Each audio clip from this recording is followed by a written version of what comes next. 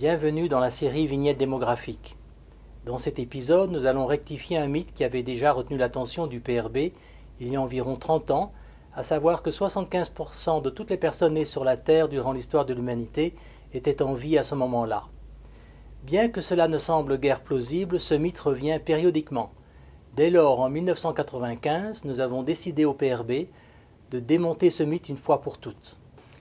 Il peut sembler évident qu'il n'est pas possible que 75% des gens nés en tout soient vivants aujourd'hui, mais il n'est pas facile de le démontrer.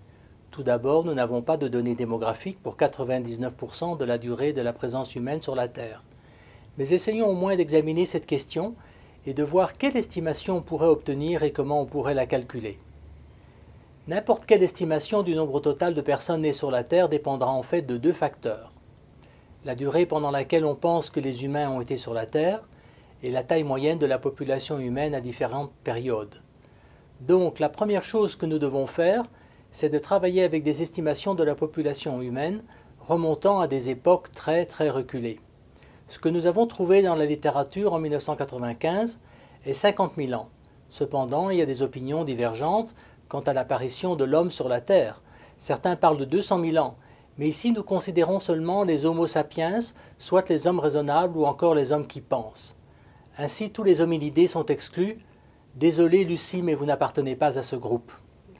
Ensuite, on a dû obtenir une estimation du taux de natalité, soit le nombre de naissances pour 1000 personnes, de telle sorte que l'on puisse multiplier ce taux par le nombre d'habitants à ce moment-là pour obtenir finalement le nombre total de naissances. Notre hypothèse sur le taux de natalité affecte beaucoup l'estimation du nombre de gens nés au total. Il est important de noter que l'espérance de vie était courte, probablement en moyenne de 10 ans pour la plus grande partie de l'histoire de l'humanité. À cause de cela, certains des premiers taux de natalité ont dû être très élevés pour contrebalancer une mortalité également très forte. Des taux de natalité de 80 pour 1000 étaient nécessaires pour simplement assurer la survie de l'espèce. Ce chiffre est énorme quand on sait qu'à l'époque actuelle, des taux de natalité de 45 à 50 pour 1000 sont déjà considérés comme très élevés.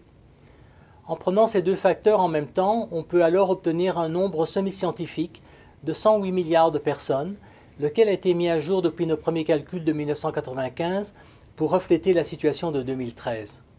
Comme vous pouvez le voir, le mythe que 75% des gens nés au total sur la planète sont encore en vie actuellement est loin d'être vrai. Les gens en vie maintenant représentent 6,5% des gens nés au total sur la Terre, ce qui est déjà très considérable, mais souvenez-vous, il n'y a pas qu'une seule estimation.